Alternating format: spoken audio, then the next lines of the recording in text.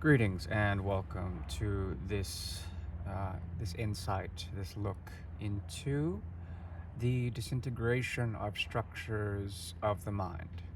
Okay. Now, this is a transit reading conducted by the Order of the Twin Sun in order to see particularities of what's going on in the celestial realm and how these are represented, particularly in regards to the Aquarian age. Uh, the uh, the systemic breakdown of mental structures, okay, of the mind especially, with this mercurial retrograde in Capricorn, the 10th house, karmas, okay, structures, social structures, institutions, okay, the needing to go back to school in some sort of way, but not to go back to school in the commonplace, I'm gonna earn my paper and do my thing, graduate in some sort of degree. No, it's actually on the contrary, to go back to school, to subvert it in some sort of way, uh, to rebel against the authority or to reform these structures that are so mundane, so commonplace in terms of the boring quality of the 10th house. Okay. Um, you know, I think it's important to look into particularly Saturn's composition in Aquarius along with Mercury retrograde in Aquarius slash Capricorn. Okay. As it goes direct, there's going to be a clear perspective on the saturation of solar energy feeding and bringing to light structures that are new, that are innovative, that are futuristic in design. Okay, this has to do with the mind on a personal level, the mind on a global level, collectivized mind. Okay, that is traditional, but trying to break the conventions of those traditions in some form or respect. Okay. There is a challenge to this with Taurus in Uranus energy, and it's always been this way, at least for the transit of Taurus and Uranus. Um, the fundamental structures of finance, as well as monies that are intended to provide resourcefulness for those in general, okay, society in general, are coupled with the dragon's head to a slight degree, about 8 degrees here, a slight conjunction, okay, highlighting the nodal shift of Taurus and Scorpio, okay, the axis of Taurus and Scorpio. You can look at other astrologers' channels about the depth and complexity of the nodal change of the north and south nodes collectively. And you may notice that there is a feeling of realities slipping into the sublime, a lot of esoteric knowledge informing in a comfortable way, and perhaps even a controversial way, of the secret truths that are in the depths of knowing, of true knowing. Okay, and these are meant to be transformational in nature. A lot of our energy stems from noticing and witnessing the chaos of reality. Okay, the chaos of also aesthetics and sensuality, and the sensibility being lost in the deep conundrum of scorpionic intensities. Okay, this is spiritual in nature. Okay, therefore, the hierophant becomes naked in this. The clothes are negated or taken off in some sort of way, and there is a true Buddha quality that emerges out of this nodal shift. Okay, out of Sagittarius and Gemini into Scorpio and Taurus, out of the ninth and the third into the eighth and the second. Okay, um, very interesting, considering if you perceive that nodal axis as an axis of deep intensified sensualities, sensualness in Taurus, the indriyas, the sensibilities, okay, the five senses plus the six, which is the mind, in Hindu philosophy, there is an incredible amount of this sort of sixth sense being a common denominator in it all. the one sense, that can be sensible indeed.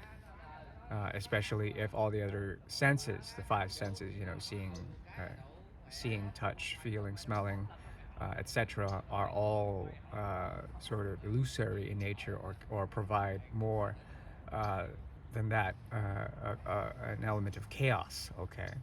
Um, Now it's interesting because the actions we promote are in the realm of Saturn, okay, in the realm of Capricorn, and they bring about this ethos, or this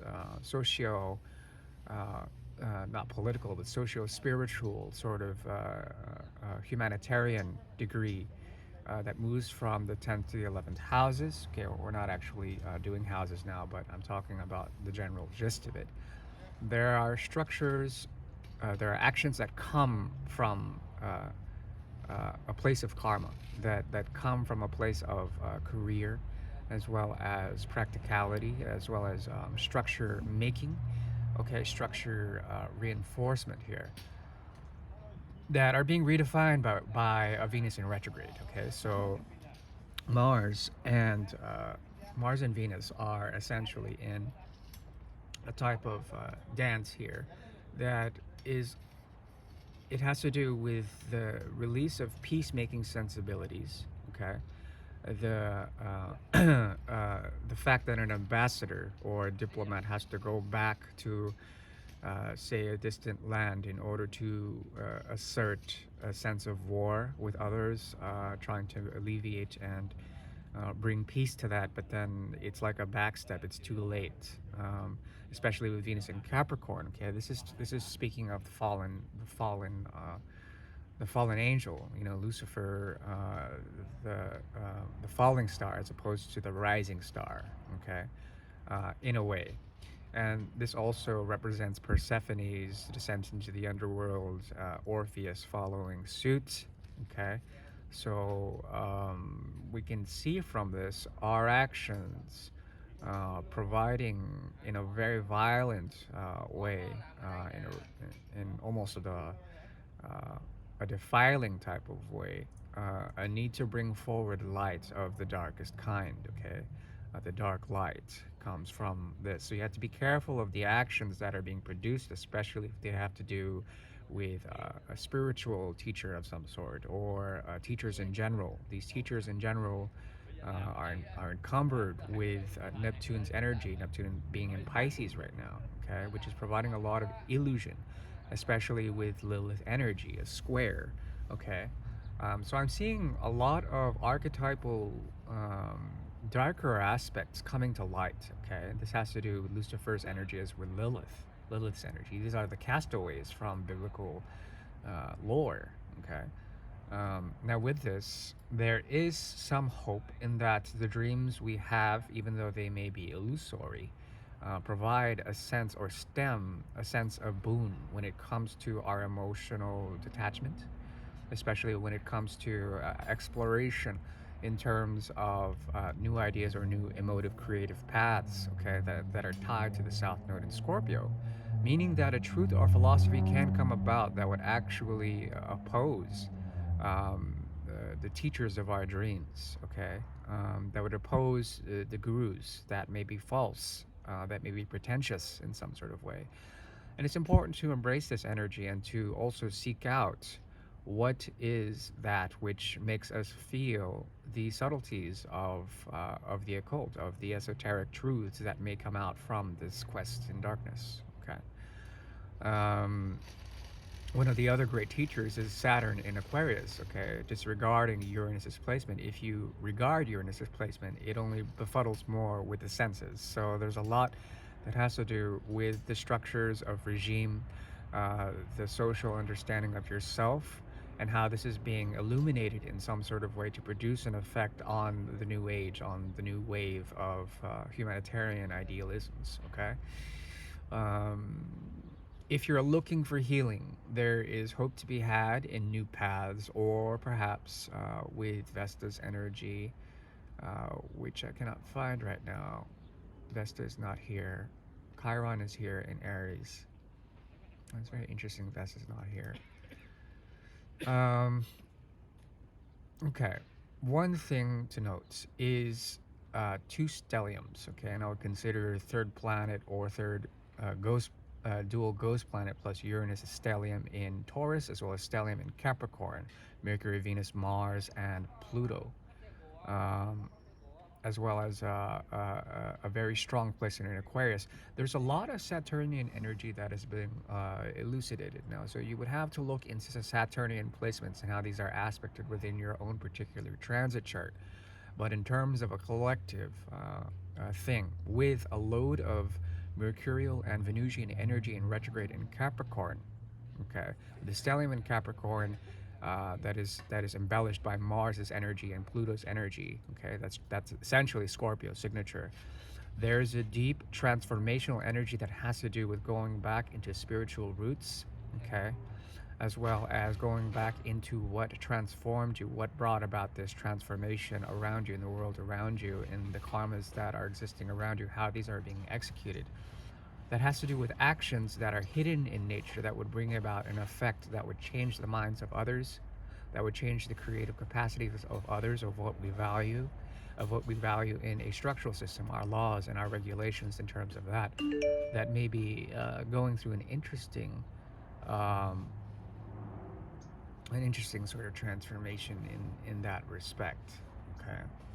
Um, Furthermore, some of the greater challenges that are collective right now are once again false gurus that you innately know that your inner guru is telling you may be an obstacle, yet maybe a stepping stone to a dream that you may be collectively having with others, or that may be informed to you by a higher celestial realm. But teachers will come into your life, elders, superiors, people of grand stature that may, or perhaps even father figures that may come into question in terms of their own practicalities, okay? In terms of your own truth and how they may not resonate or they may be bolstered if you confront them, okay, in some sort of way. And they may be also, there may be also a collectivized dream that is being harshly aspected by Lilith in Gemini. Okay, that has to do with a voice that needs to be heard in terms of anger about this dream and how it may be too abstract or too unreal for there to be any practical application. Okay, but once again, there is healing to be had in terms of the emotional realm, especially with the moon in Sagittarius. Okay, um, in terms of that energy, there is truth to be had, a deep creative reckoning in terms of this energy that would go against what has been said in terms of the veil others have cast upon you in terms of the magical realm as well as the realm of willpower or the realm of unconditionality.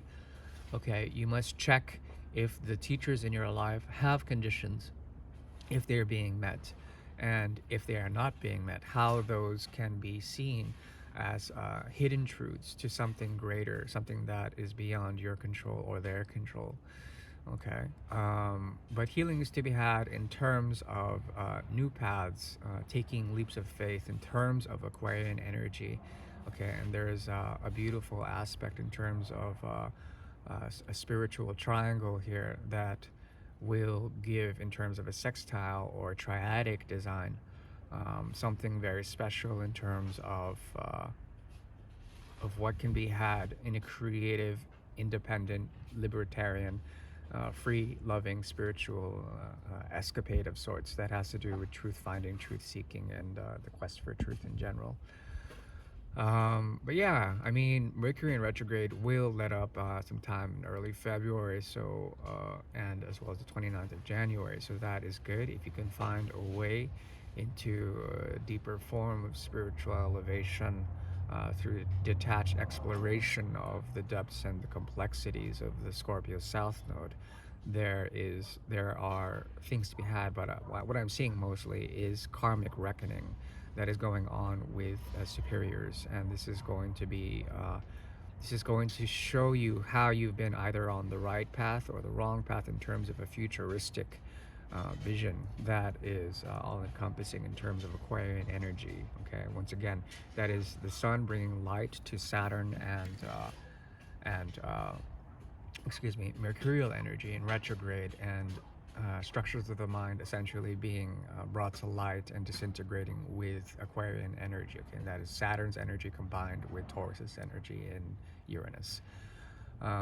That's what I'm seeing for now. I will upload this, and this is a part of the series.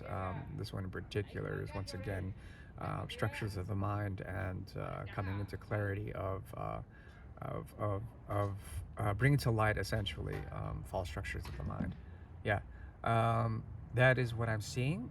Um, Wishing you well. Thank you. Bye bye.